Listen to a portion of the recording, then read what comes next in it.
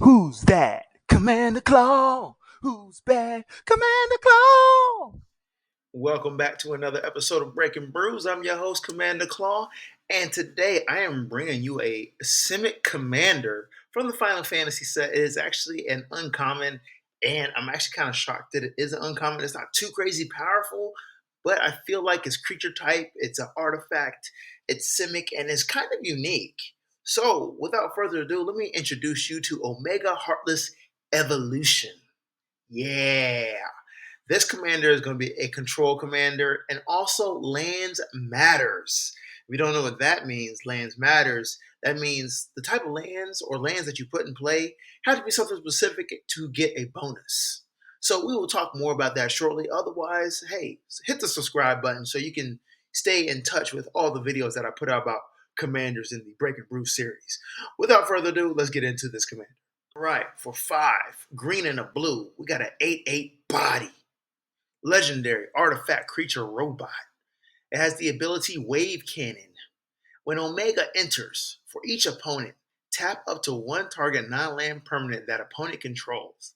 Put X stun counters on each of those permanents, and you gain X life, where X is the number of non-basic lands you control. So let's start off. It is an 8/8 with no trample. My rule is if you have an 8/8 with no trample, that is not good. That's super vanilla. However, its ability is going to give you the opportunity to tap down blockers for a very long time or for several turns on non-land permanents. That could be creatures, that could be artifacts, that could be enchantments, planeswalkers. Not sure you want to tap planeswalkers, but you get what I'm saying here. You can tap permanents here, non-land permanents. That's all good. But we get to put stun counters on them. And with stun counters, that makes them unable to untap on their following opportunity to untap. So if they got 5 stun counters on it, that generally means during their next 5 turns on their upkeep, they cannot untap it. They just remove a stun counter. Now, also, don't forget, there's players that have additional upkeeps, so they are able to untap several times. But generally, that's not the case. All right, next up, we're going to be gaining life with this commander by the number of non-basic lands you control.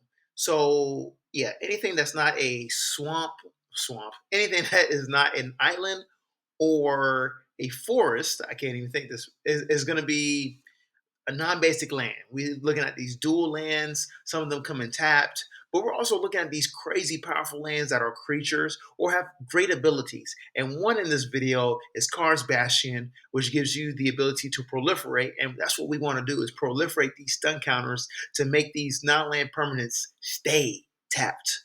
So without further ado, let's get into the first wave. You get it? Wave cannon of cards. And what we want to do is use this ability more than once. So let's flicker into this option.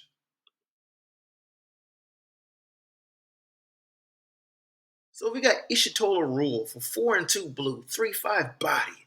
Legendary Cat Druid. At the beginning of your end step, exile target creature you control, then return it to the battlefield under its owner's control. Then, if it's the first end step of the turn, there is an additional end step after this step. Okay, so we get to blink our commander at the beginning of our end step. Awesome. So we get an additional trigger on a 3/5 body. Ishitola Rhul. This is the first time that this card in the Magic universe has given a player an additional end step. Ooh. Hey, if you're familiar with these rules on additional end steps on stuff that's broken with this commander, feel free to put that in the comment section below because we can exploit this with Omega Heartless Evolution. Honestly, these 2 cards, I'm not too excited to share these. These are just the staples for flicker or blink effects. If you don't know them now, I'll talk about them real quick. Conjurer's Closet is an artifact for 5 mana. At the beginning of your end step, you may exile target creature you control, then return that card to the battlefield under your control. Obviously, we're going to do that with Omega, right? So we get to flicker him, bring him back in, and put more stun counters on non-land permanents. Next up, we got Displacer Kitten. It's like a $12, $15 card. For 3 and a blue, 2/2 body cat beast that has the ability Avoidance. Whenever you cast a non-creature spell, exile up to one target non-land permanent you control, then return that card to the battlefield under its owner's control. Nothing else to say. Moving on.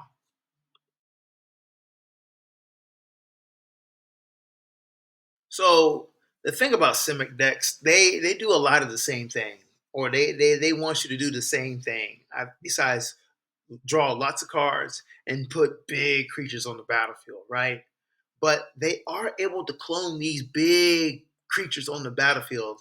And generally, if your opponent does not have an answer for multiple clone copies of these big bad creatures on the battlefield, it's ugly for them.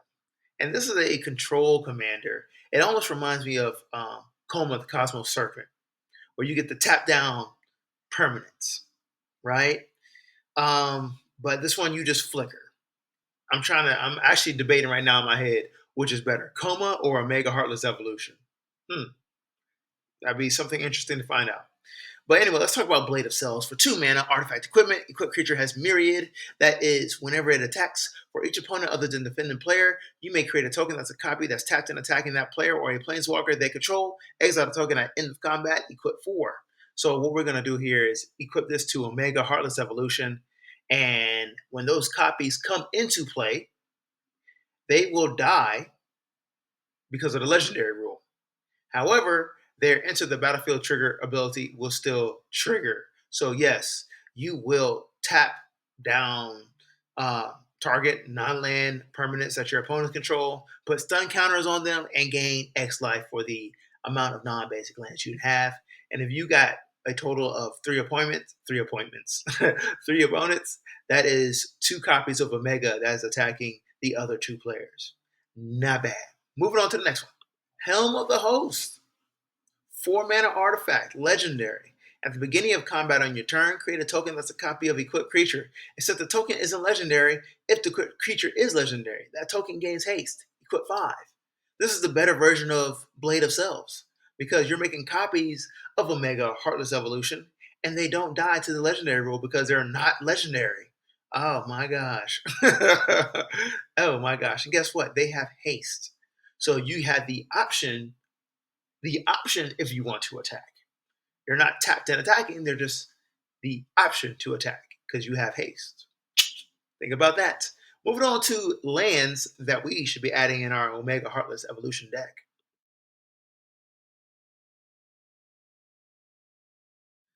Like I said before, Simic wants to clone things, and you actually have the ability to clone lands. I think that's new. That is definitely new under my belt. Let's talk about copy land here. For 2 and a blue, it's an enchantment. You may have copy land enter the battlefield as a copy of any land on the battlefield, except it's enchantment in addition to its other types. So it'll be a land enchantment. Cool, cool, cool, cool, cool. Next up, we got Thespian Stage. It's another land. Tap it, add a colorless mana. Tap 2 mana and tap it. Thespian Stage becomes a copy of target land, except it has this ability. So cool. I just showed you 2 cards that pretty much copy lands or copy the land's abilities. Let's show you some lands that have some crazy abilities that work well with Omega Heartless Evolution. So we got Karn's Bastion over here on the left-hand side.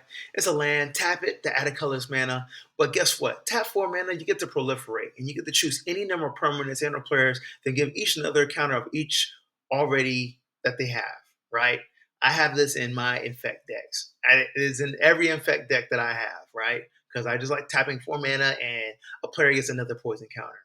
Same thing goes for here, except for we have stun counters to add on to the amount of stun counters on these targeted non-land permanents our opponents control.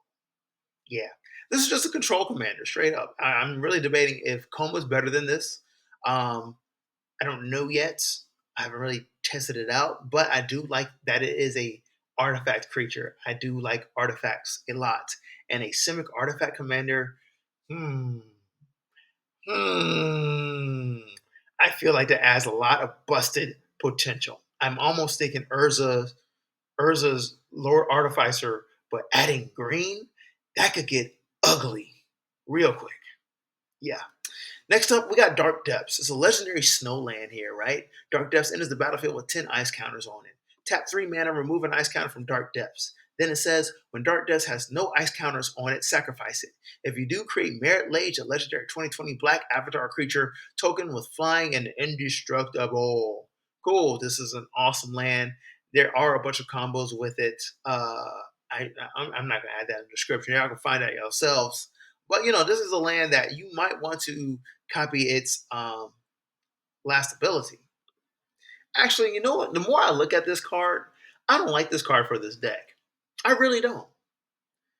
I want you guys in the comment section below to convince me why you should add Dark Depths in this Omega Heartless Evolution deck. If not, choose a different land to use. Hmm? Hmm? So, hey, thank you for watching this video so far. Hopefully I gave you some cards and some ideas to start brewing with Omega Heartless Evolution. It's simic colors. You're going to be able to mana ramp very effectively. You're able to clone with the blue pip in there.